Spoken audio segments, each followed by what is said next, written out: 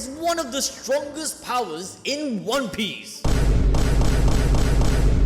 And Luffy's right-hand man, Roronoa Zoro, is hiding this secret in his left eye. What did he say? We have seen this power as early as chapter 49, yet we know nothing about them. Mihawk, Imu, Zunisha, Hakuba, the Ming Sulong transformation, and Big Mom. All of them share the ringed eyes. Although the colors may vary, they are all connected by the same broken power, which Oda has confirmed in chapter 1066, where Imu-Sama's ringed eyes growing into a triple circle when getting angered by the name of D. Now, with the exception of Zunisha, Imu, and Mihawk, everyone else shows the ringed eye after a transformation of a sort or change in mental state, which again reinforces it being an effect to one's growth. For example, Cavendish gets his eye when the alter ego Hakuba shows up, Big Mom when she is having her hanger fangs, and the Minx gets the eye when transforming into a Sulong. In fact, in chapter 889, Jinbei reveals something very interesting about the Minx transformation, giving us a hint to why they yield the rings. He says that when a Minx stares into the full moon, they can call upon the memories that lurk deep within their consciousness. Doesn't that sound similar to Hakuba, who is an alter ego buried inside Cavendish, which comes out with these eyes? Big Mom's eyes also appears when her memories of Mother Carmel and her childhood resurfaced. 2 years ago, we made a video explaining how these eyes are the epitome of observation haki, giving the user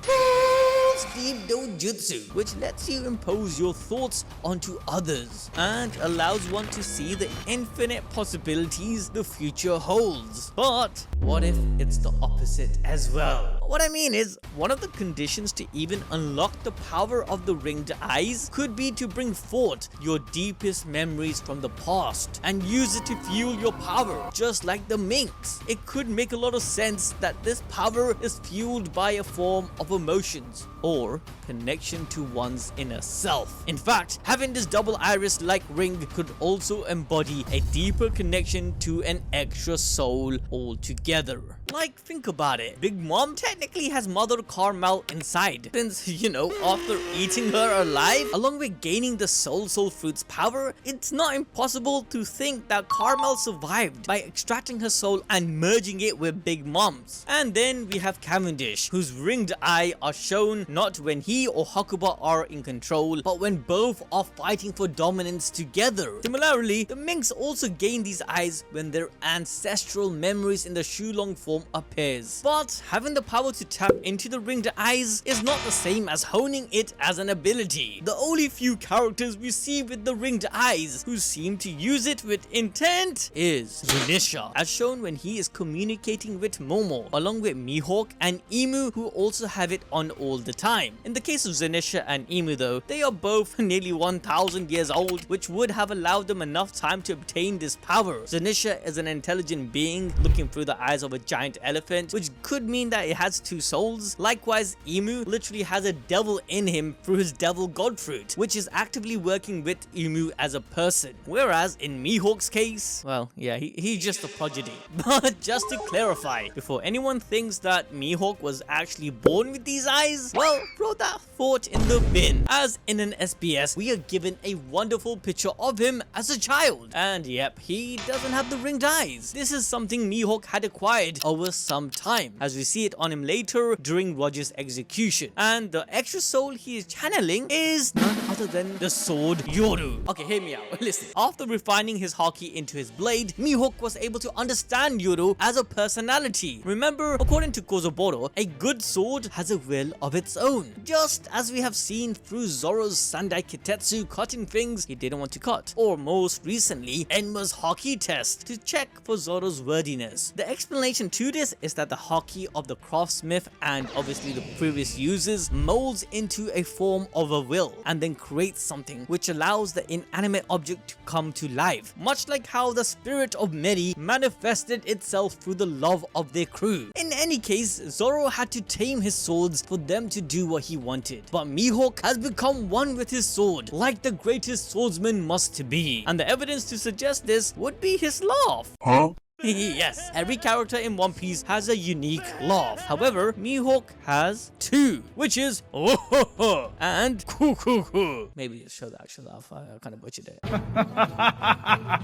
This could mean that one of these laughs belongs to Yoro. This connection Mihawk has obtained allows him to cut anything he wants with just his mind and the use of observation haki. He thinks and it happens, all with his slash. But luckily, the secret training to unlock this power was passed down to none other than his student, Zoro. And the ultimate test for Zoro will be to imbue the souls and personalities of his 3 swords onto himself, unlocking the ringed eyes. Who knows, he might even have 4 rings. In fact, maybe that's how a sword even turns black, when the user molds himself to the sword. Because for some reason, Oda decided not to draw Ryuma's eyes when we saw his corpse in filler bark, yet he had a black blade. However, we believe that Zoro is still in the midst of his training, as he still is not allowed to open his left eye until he fights his final opponent, Mihawk. But I'm sure he'll finish his training much before then and be able to use it against someone like Shiryu. The reason for this training is actually based on an actual samurai practice, which was used by ancient Japanese warriors, where they would train their sight to fight in the dark. In fact, pirates also utilize this method by wearing an eye patch, so when they go below deck, they can instantly see with it. But in the world of One Piece, haki is the epitome of power, and for a swordsman, observation is of utmost importance. Zoro's training is also of self-journey, as his character is depicted to always get lost. But Mihawk's final training for Zoro is to find his inner sword god, which he possesses through his own blood and DNA.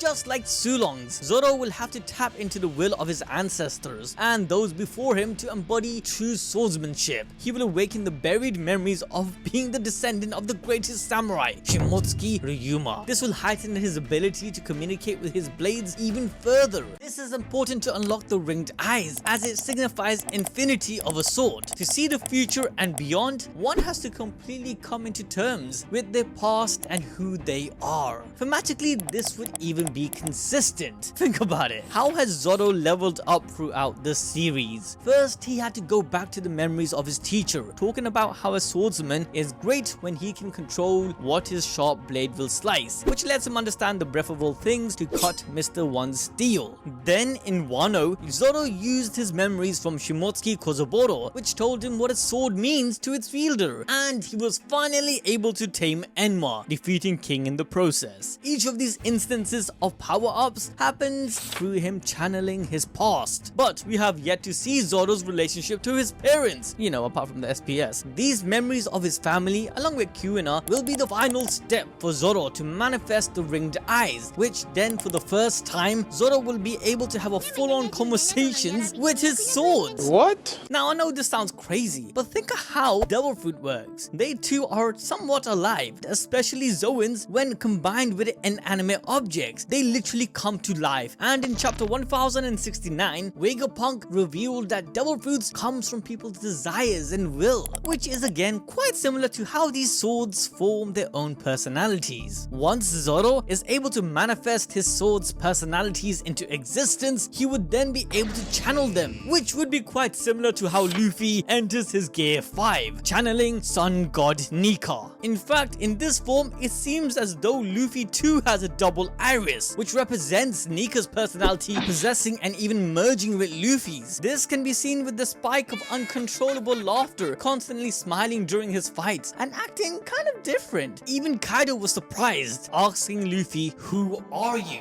identifying a complete different personality altogether. Now, when it comes to Zoro's swords, some of you silly willies who didn't hit that notification bell would have missed out on this video, where we explained each of Zoro's swords' personality and manifestation. Enma is the representation of the Shinigami Grim Reaper of Hell, Ashura being the representation of Sendai Katetsu, and his final sword, Wado Ichimonji, will be represented by the tranquility that comes after the hardship, possibly even being manifested as a feminine figure like Kuina. Now, connecting to these swords would not only allow them to see through his eyes and he see through theirs, it would also open his left eye to be imbued with all of his observation Haki. This would incredibly boost his ability to see the past, present, and future, where one of its power will be to transmit a possible future to their opponent. This would actually be quite similar to how a devil fruit awakens and then starts to affect things around them like the environment and other people. In fact, we have already seen this ringed eye power through Mihawk in chapter 561. As Luffy is running through the battlefield at Marineford, he encounters Mihawk and tries to hit him with a jet bazooka. However, before he propels his arm, Luffy cancels the attack as if he was shown his future fate by Mihawk, which foretold that if Luffy went on with his attack, then it would mean his arms would have been sliced off. Now, you could say that this was Luffy's instincts or an early activation of observation haki, but we have never seen this depiction up until that point. After he learned even future sight and observation haki, Luffy never exhibits something like it. Mihawk legit projected his counterattack in the form of a vision into Luffy's mind. Oda even draws a shot of Mihawk's eyes as he is activating the attack, signaling that Mihawk's eye had to do something with Luffy's premonition. This ability of thought projection could also be seen with the elephant Zunisha, where during Jack's second attack at Zao, Zunisha was able to project what was going on at the bottom of his leg onto Momonosuke. Even Hakuba, Cavendish's alter ego, who only comes out when he's asleep, has displayed the projection ability. Cavendish is already a strong pirate with a bounty of 330 million berries, but he pales in comparison to the skills of his alter ego. Hakuba's strength honestly gives more meaning to the eye that appears when he takes over. His eyes are seen as black-white when Cavendish is unconscious. However, when both personalities are fighting for control over the same body, we were able to see Cavendish's eyes change, being illustrated with a double iris. One side shows natural blue eyes and the other side shows a yellow-orange, similar to that of Mihawk's, as we seen in chapter 773. During this state, Cavendish's sword skills are heightened greatly. In fact, Hakuba's skills are so unreal that the Rommel Kingdom's citizens mistook Hakuba's rampage as the wind slicing up people. Maybe the people thought that the wind is killing them due to Hakuba's speed, along with him projecting these visions onto them, just like Mihawk. Even Imu-Sama could have been using the ringed eyes projection powers to rule the world for 800 years. Like, think about it. By projecting memories and visions to every Goddess member through the centuries is how Imu had likely held onto power. This is why his word is absolute, because the Goddesses are led to see Imu as the ultimate godlike being through these premonitions. We even see a hint of this during our first ever meeting with Im, where the Gorosei ask who is to be erased from history. Oda simply chose to focus on Imu-Sama's eyes, which kind of felt like Imu communicated with the Gorosei by giving them a vision. Furthermore, Imu might also be the reason for Mihawk having the double iris, because there's a lot of hints towards Mihawk having a connection with Imu. The markings on Yuru closely resembles the markings on the empty throne where Imu-Sama sits. They both even sit on their own thrones. Imu lives in Pangaea Castle, which is inspired from the Chateau de Chambord, a palace built in 16th century France, and Mihawk's attire and design are similar to that of the Musketeers, who are the elite guards of the King of France around the same century. Mihawk also has a lot of Christian motifs around him. Just look at his sword, which literally looks like a cross. Now, where else have we seen the same thing? It's the Holy Knights, who are the bodyguards of the King of the World, Imu-Sama, just like the Musketeers. And the Holy Knights also closely resemble the real-life Christian Templar Knights. And when we see the leader of the Holy Knights, Garling Figarland, he has just executed Saint Don Quixote Mioscard by putting him in a cross-like position. Also, isn't it a little weird that the leader of the Holy Knights is hiding his eyes with his glasses? With all these connections to Imu and the Holy Knights, Mihawk might have just been a celestial dragon, possibly from the Nerona clan from Imu, who was groomed to be part of Imu's elite squad. But after witnessing Roger's execution and seeing the world for himself, he wanted to pursue his own way of life and left the knights. Then finally, Mihawk has taught Zoro the secret power of the double iris, which is the reason for Zoro keeping his left eye closed all this time. Not only is this part of the training, but also a way to control the power once it arrives. Like Big Mom was even hurting her own children in her hunger fangs. And the minks at times cannot differentiate between friend or foe in their uncontrollable Shulong form. So if Zoro had prematurely opened his eye during Onigashima or at the rooftop, he would have likely hurt the samurais and his nakama. That is if he even unlocked the ability at that point. That is why an opportunity for him to showcase this power has never risen. However, Mihawk, who has mastered this power, is chill like ice. We know Zoro will 100% open his eyes by the end of the series, as the person who he parallels the most is Rayleigh, who has both of his eyes opened. Alright,